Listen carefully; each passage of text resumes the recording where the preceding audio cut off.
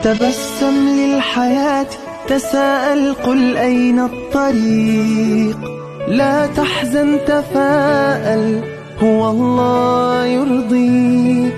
تبسم للحياة، تساءل، قل أين الطريق، لا تحزن، تفاءل، هو الله يرضيك. توكل على الله يهديك النجاح. Selamat pagi, Bu. Oke, bismillahirrahmanirrahim. Assalamualaikum warahmatullahi wabarakatuh. Waalaikumsalam warahmatullahi wabarakatuh. Oke, kita kembali lagi pada mata kuliah Ibu, yaitu Pendidikan Agama Islam. Sebelumnya, Ibu ingin tanya, bagaimana kabar kalian? Alhamdulillah, baik, Bu. Oke, alhamdulillah ya. Kalau begitu, sebelum kita belajar, kita akan terlebih dahulu berdoa. Ya, ketua kelasnya bisa pimpin doa. Baik, teman-teman semuanya, sebelum kita memulai pelajaran pada hari ini, mari sama-sama kita berdoa. Berdoa dimulai.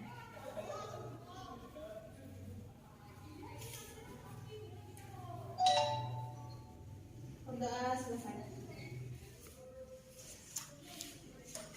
Oke, kali ini kita akan belajar melanjutkan materi yang sebelumnya.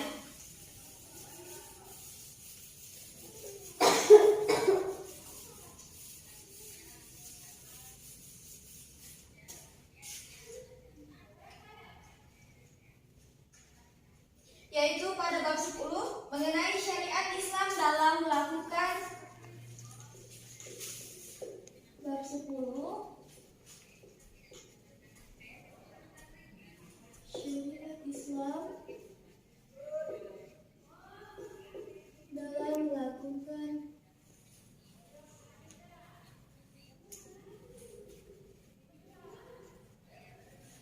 pembagian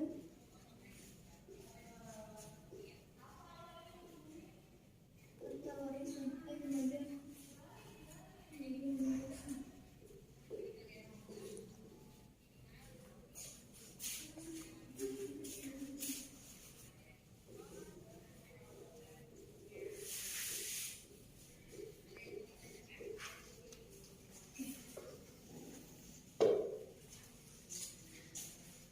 Sebelum kita mempelajari ini, Ibu akan menjelaskan beberapa tujuan kompetensi yang akan kita capai. Yaitu yang pertama adalah tujuan pembelajaran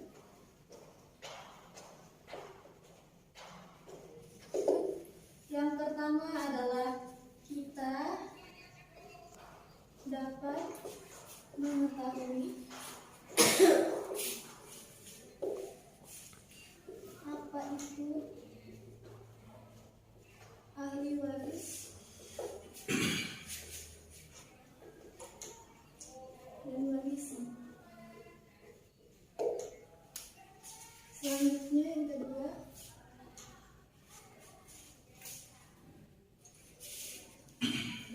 dasar hukum, syarat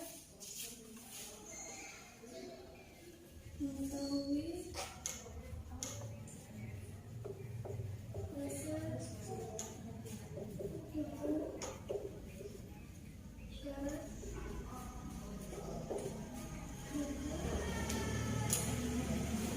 dan kelompok bisnis.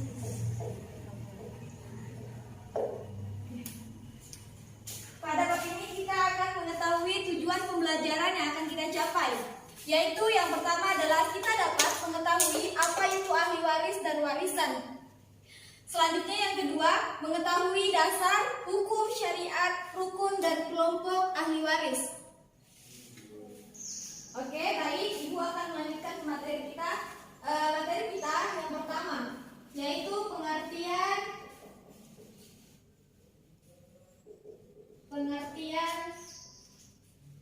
waris dan ilmu mewaris. Ada yang tahu apa itu waris dan ilmu waris? Tidak ada. Oke. Oke. Ibu jelaskan ya, ilmu mewaris atau waris adalah ilmu yang mempelajari tentang pembagian harta warisan. Hukum waris adalah aturan yang digunakan untuk membagi harta peninggalan yang telah meninggal orang yang telah meninggal dunia, yaitu diatur dalam dalil dari kitab suci Al-Quran, hadis Nabi, dan pendapat para ulama. Pembagian harta waris dalam Islam merupakan harta yang diberikan dari orang yang telah meninggal kepada keluarga ataupun kepada kerabat-kerabat terdekatnya. Pembagian harta waris dalam Islam ditentukan dalam dalil Al-Quran surat An-Nisa ayat 11, yaitu artinya adalah Allah mensyariatkan atau mewajibkan kepadamu tentang pembagian warisan untuk anak-anakmu, yaitu bagian seorang anak laki-laki, kemudian sama dengan bagian 2 orang anak perempuan. Dan jika anak itu semuanya perempuan yang jumlahnya lebih dari 2, maka bagian mereka 2/3 dari harta yang ditinggalkan. Selanjutnya adalah jika dia anak perempuan itu adalah seorang saja, maka dia memperoleh setengah harta yang ditinggalkan. Dan untuk kedua ibu bapak yang telah bagian ibu bapak, bagian masing-masing 1/6 dari harta yang ditinggalkan. Selanjutnya adalah jika dia meninggal mempunyai anak, jika dia yang meninggal tidak mempunyai anak dan dia diwarisi oleh kedua ibu bapaknya saja, maka ibunya mendapat 1/3. Jika ia meninggal, ia mempunyai beberapa saudara, maka ibunya mendapat 1/6. Selanjutnya adalah pembagian tersebut di atas telah dipenuhi oleh wasiat yang dibuatnya atau dan setelah dibayar utangnya. Selanjutnya, tadi Ibu katakan bahwa dalam Quran surat An-Nisa ini terdapat 6 present tense, yaitu yang pertama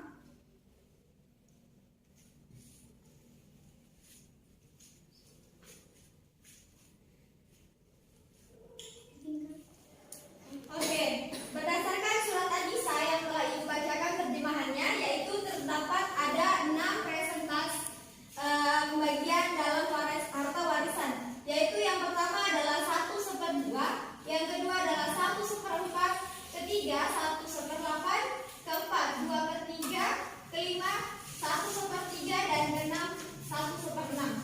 Pembahasan ini akan kita lanjutkan di materi berikutnya, yaitu mengenai pembagian harta warisan. Untuk saat ini kita akan mempelajari tentang syariat Islam dalam melakukan pembagian. Kita lanjut pada sub yang kedua, yaitu mengenai dasar hukum waris Islam. Dasar hukum waris Islam terdapat dalam Undang-Undang Nomor 7 Tahun 1989. Undang-Undang Nomor 7 Tahun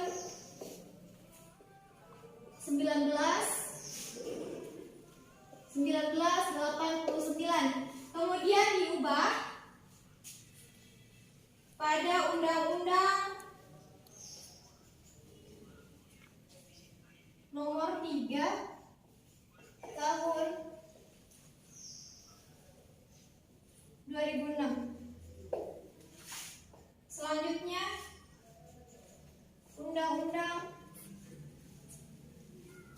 Nomor 50 Tahun 2009, dan kembali diubah pada Undang-Undang Nomor 7 Tahun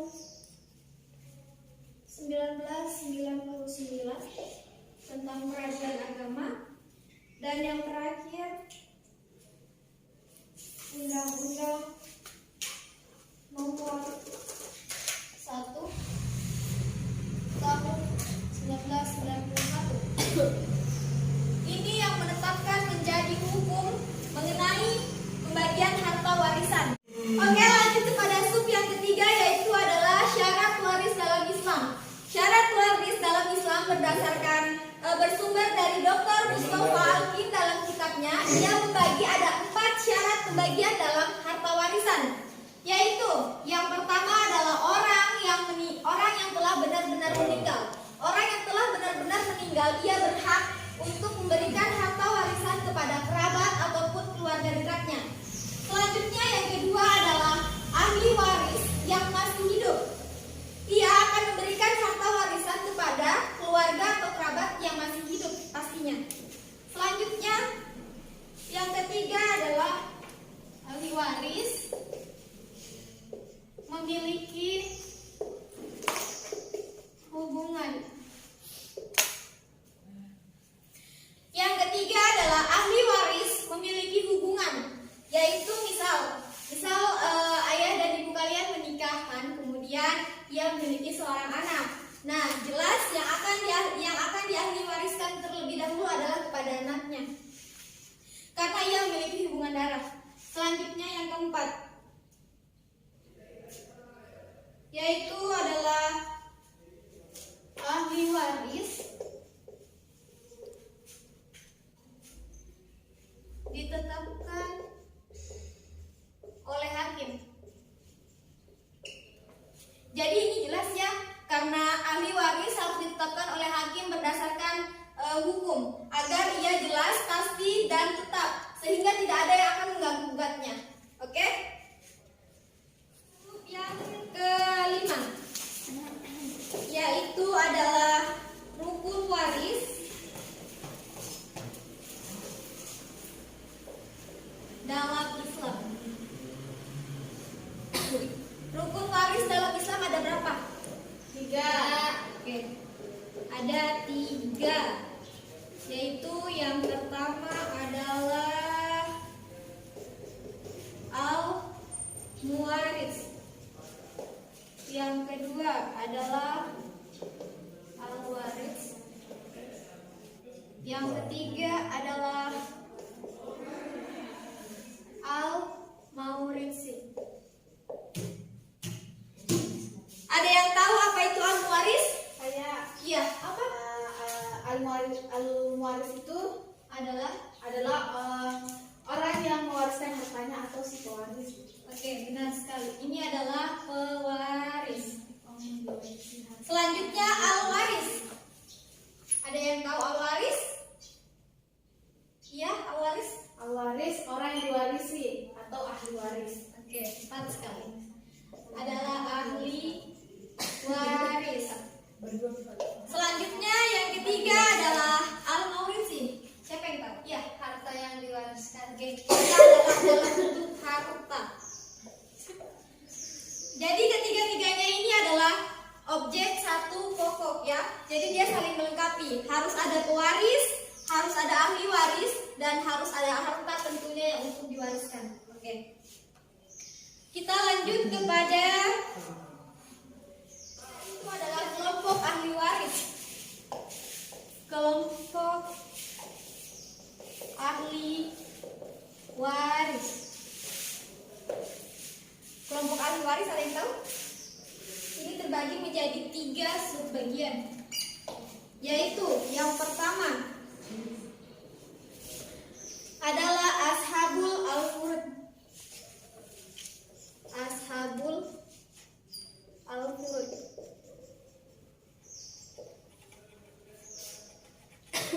Kedua adalah dzul warab.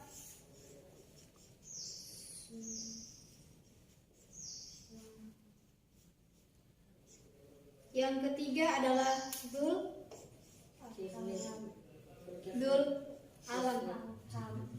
arham. Oke.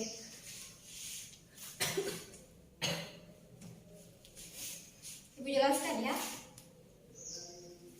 Mengenai ashabul al-furud, yaitu adalah kelompok orang yang menerima harta bagian tertentu saja. Jadi dalam bentuk tertentu.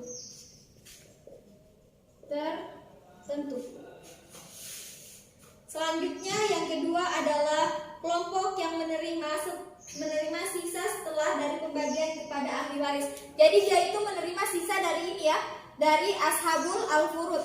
Dia menerima sisa dari Ashabul Al-Furud. Selanjutnya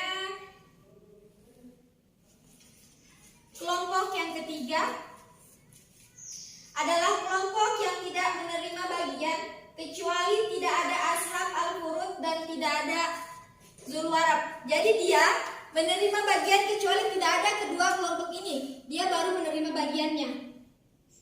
Dia ini terkecuali. Oke, baik. Untuk ke-6 kelompok ini, untuk sub ke-6 dari ketiga kelompok ini, apakah ada yang dipertanyakan? Saya mau. Ya. Bagaimana Zulul Arham itu bisa mendapatkan harta warisan gitu?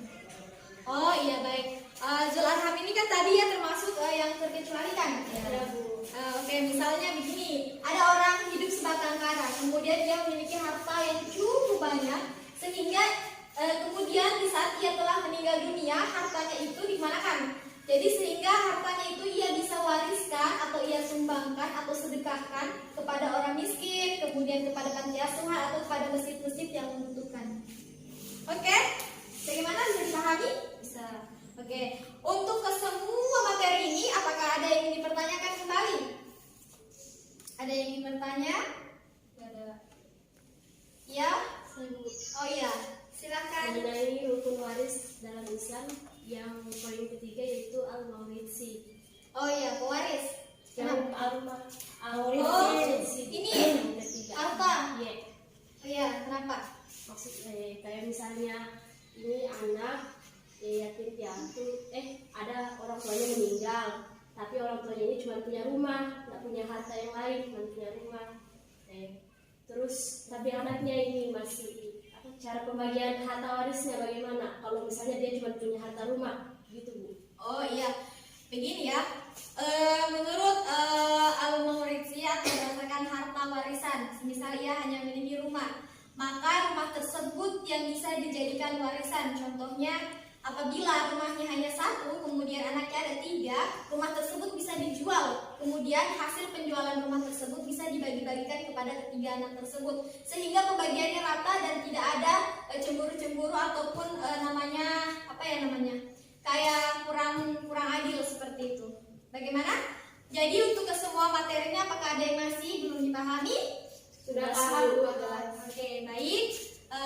Terima kasih untuk waktunya, terima kasih juga untuk kesempatannya, dan Ibu akhiri, kurang dan lebihnya mohon dimaafkan. Wabillahi taufiq wal hidayah. Wassalamualaikum warahmatullahi wabarakatuh. Waalaikumsalam.